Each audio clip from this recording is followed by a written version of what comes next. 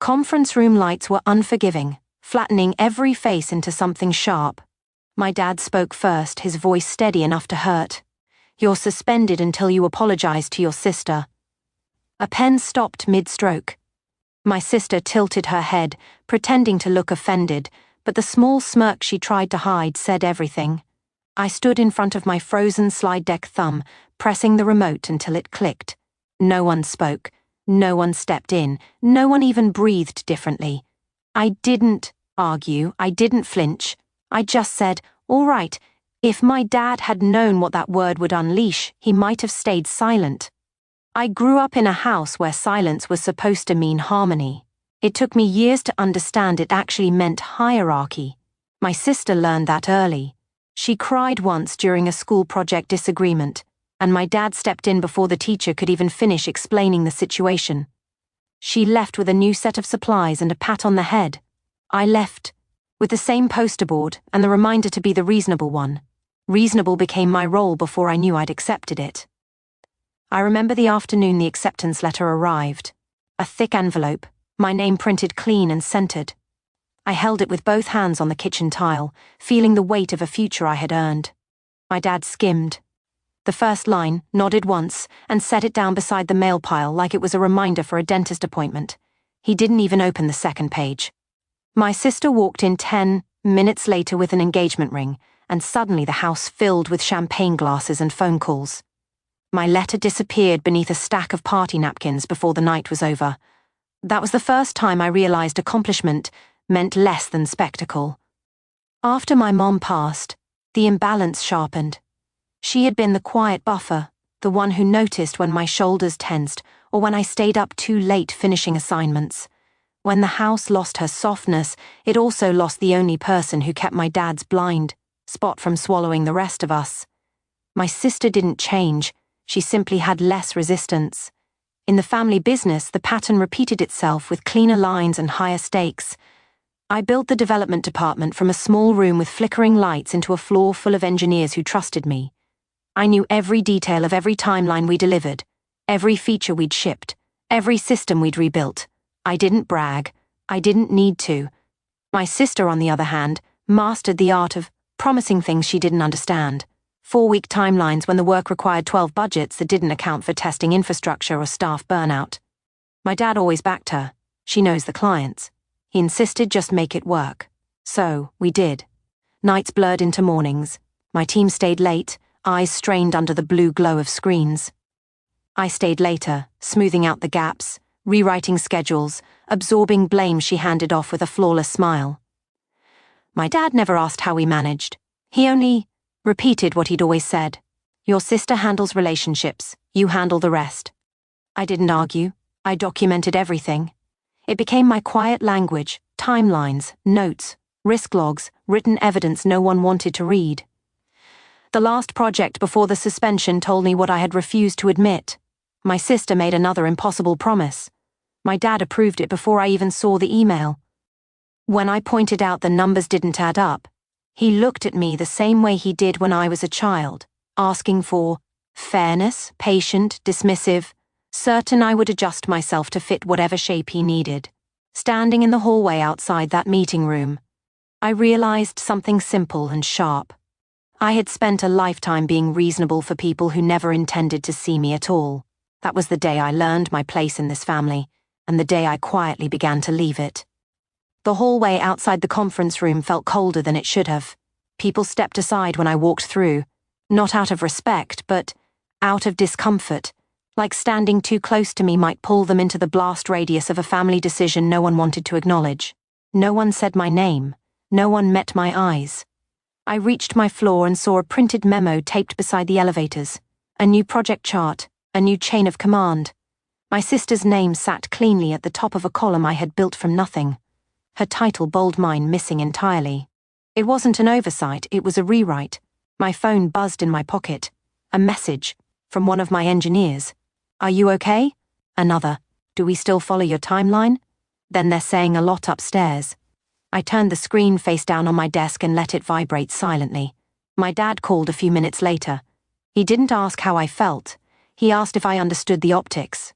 His voice carried the same tone he used when I was 12, and he tried to explain why my sister got the last slice of cake. "Just keep the peace," he said. "Family comes first. Family." The word felt oddly weightless in his mouth. When I hung up, my sister was already waiting in the doorway. She didn't knock. She leaned against the frame like she owned the room because my dad had made sure she did. "You can end this," she said, soft enough to sound gracious. "Just apologize." She brushed a piece of lint from her sleeve, checked her reflection in the dark edge of my monitor, and smiled at herself, small, confident, certain she'd won.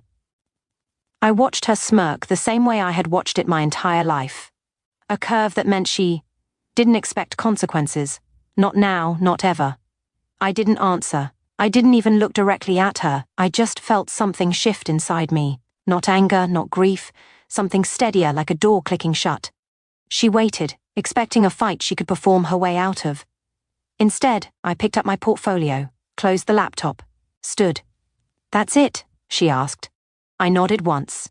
Then, I said the only word she never saw coming. "All right." I closed the door to my office and let the latch click. Into place. The sound was small, almost polite, but it marked a line I had never crossed before. The room felt unfamiliar now, as if I were seeing it from the outside. The glass walls, the framed degrees, the soft hum of machines. My team trusted me to keep running. Everything I had built, arranged, protected, everything taken for granted. I slipped the hair tie from my wrist and pulled my hair back, the familiar motion steadying me. Then I opened the top drawer and began. The first things I packed were the documents I never let anyone else handle. Project scopes, risk assessments, notes from meetings no one remembered I'd attended, payments, bills, budget breakdowns, timelines scribbled at midnight in my kitchen with a mug of cooling coffee beside me. I lined each folder in a neat row on my desk, checking dates matching signatures, moving with the calm precision I used when debugging code. No rush, no panic, just truth. I wrapped my degrees in tissue paper, next sliding each frame into a box. Every award followed proof of work my dad never acknowledged, but the company couldn't deny. The walls grew blank colder, like they were preparing themselves for the next person who would stand here pretending to know what this job required. My laptop chimed.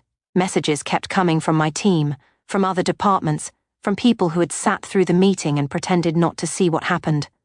I turned the laptop face down. Silence was cleaner. I opened a new document, not to analyze, not to defend, but to finalize. A resignation letter, short and quiet. No emotion, no accusations, just the formal severing of a role I had already outgrown. Then came the real work. I opened the shared drive and began compiling the evidence no one had asked for, but everyone needed. Project histories, resource allocations, contract notes, every instance where my sister had made promises without checking a single technical constraint. I didn't adjust the tone. I didn't add commentary. I only collected what already existed. 2 hours passed like a long exhale. By the time the file was complete, it wasn't a case, it was a mirror. My fingers hovered over the send button, not out of doubt, but precision. Timing mattered. A quiet plan doesn't shout, it lands. I sent it to the board, the department heads, the clients whose expectations had been distorted. A single subject line, project documentation, and status overview. No drama, just information. My phone rang within 60 seconds. The company lawyer first, then a board member, then 2 clients, all unanswered. I moved through the room again, collecting pens, notebooks, the mug my team had given me last winter. The one thing I left on the shelf was a prototype from a project we'd saved 3 years ago. 40 hours of work in 2 days. Enough coffee to last a month, and a sense of unity no executive ever noticed. I set it back upright, brushed off the dust and let it stay. My sister appeared in the doorway again, this time breathless. "What did you do?" Her voice echoed faintly against the glass. She looked around the half-packed office, eyes darting from the empty wall to the open boxes. "You didn't tell me you didn't." I didn't answer. I placed the last folder in my portfolio, closed it with a quiet click. She stepped inside as if crossing a border without permission. "You can't leave. Dad won't allow it." I slid my laptop into its sleeve. "No," I said, "I'm correcting one." Her mouth opened, ready to argue, to perform, to twist the narrative into something where she remained the hero. But she stopped when she saw my desk completely cleared, the space that used to hold my work, my hours, my presence now empty. For a moment, she was silent. I walked past her without waiting for permission. The hallway outside smelled faintly of copier ink and burnt coffee, the same scent that had followed me for years. Each step felt deliberate, grounded, cleaner than any victory. By the time I reached the elevator, I had already booked a meeting with my lawyer. A message from a recruiter blinked on my lock screen, an opportunity I had once declined out of loyalty. I swiped it open, responded, accepted. My dad called again. His voice filled the voicemail with urgency. "We need to talk. Do not do anything rash." But the plan was already done, and nothing about it was rash. I returned home just as the evening light slid across my living room. The house was quiet, warm mine. I set the portfolio on the dining table, opened it, and arranged the documents in clean stacks. The order was soothing, the truth undeniable. One stack for contracts, one for payments, one for timelines, one for emails, one final folder that held the resignation letter waiting for a signature. I took a slow breath, pressed the pen to the page, signed my name with a steady hand. I gathered everything into the portfolio, closed it gently, and ran my fingers along the leather edge, a ritual sealing something irreversible. In the silence that followed, nothing felt chaotic. Nothing felt wrong. There was just clarity. For the first time in years, I wasn't preparing to fix anything. I was preparing to walk away. This time, I wouldn't fix what they had broken. I arrived at the office just before 9. The lobby was louder than usual. Whispers tucked behind coffee lids, glances that skittered away when I looked up. Someone held the elevator for me, then pretended they hadn't when I stepped inside. The executive floor felt tighter, as if the air hadn't fully settled since yesterday. My dad's assistant stood near the doorway, clutching a folder to her chest. "He wants to see you," she said. But the tremor in her voice told me the request wasn't really his. I didn't answer. I walked straight to the conference room. The door was already open. My dad stood at the far end of the table, shoulders stiff, eyes red rimmed from a night spent trying to contain what couldn't be contained. The company lawyer sat beside him, laptop open, face pale. A paralegal typed quietly in the corner, recording everything.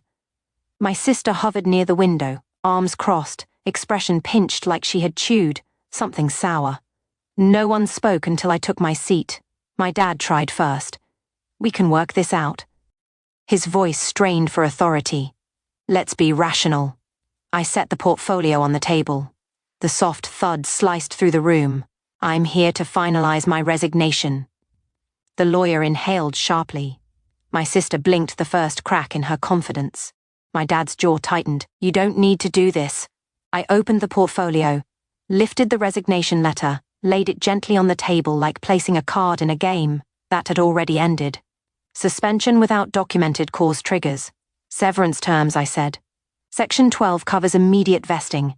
The lawyer had already read my contract. He nodded once, confirming it. My dad blinked slowly as if processing the realization that he had approved every clause himself 4 years ago. My sister stepped forward. "This is ridiculous. You're blowing everything out of proportion. All you had to do was apologize." I slid a second folder across the table. The documentation from last night. Timelines, contracts, payments, bills, email chains, everything clean, everything factual, everything she had pretended didn't exist. The lawyer hesitated before opening it. When he did, his face drained even further. "This is extensive," he whispered. My sister leaned over his shoulder, eyes widening with every page. "You can't send this to clients. They'll think I already sent it," I said. Her hand froze mid-air. "What?" My dad's voice cracked. "I sent documentation to the board and to the project stakeholders. Status updates, accuracy matters." The room dropped into a hollow silence. My sister looked at my dad, desperate for rescue. "Dad, say something." But he wasn't looking at her. He was staring at the stack of documents, the mirror he had spent years refusing to face. "You blindsided us," he said quietly. "No," I replied. "I revealed what you ignored." The lawyer cleared his throat. "Legally, she acted. within her rights. Nothing she shared violates confidentiality. These are internal project documents and the contract terms are binding. My sister's voice rose so she gets to walk away after ruining everything. I closed the portfolio. I didn't ruin anything. I stopped absorbing the cost. My dad pressed his palms flat against the table. We need you for the Hamilton account. We can't deliver what your sister promised. She didn't understand the requirements. He stopped catching himself too late.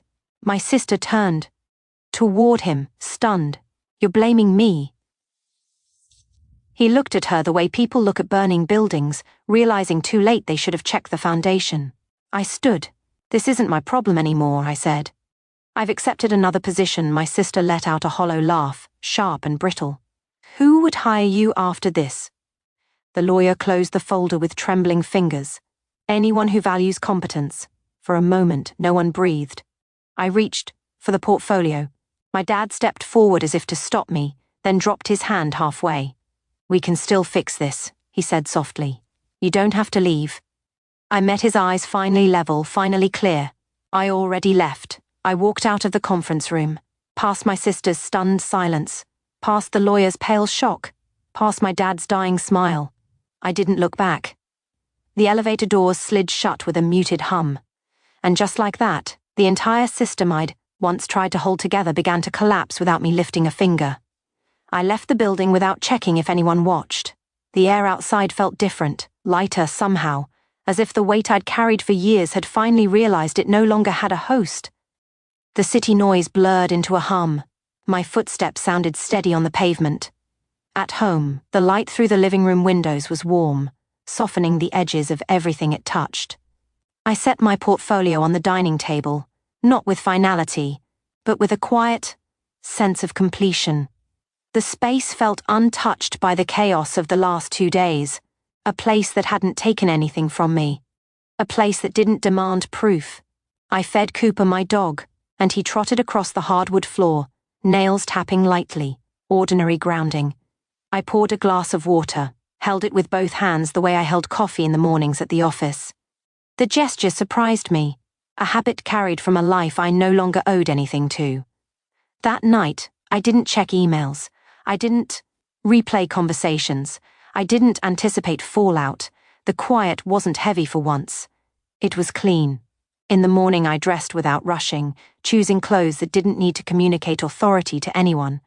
On the drive to my meeting with the new company, the skyline looked almost unfamiliar, like a place I was seeing for the first time rather than escaping from.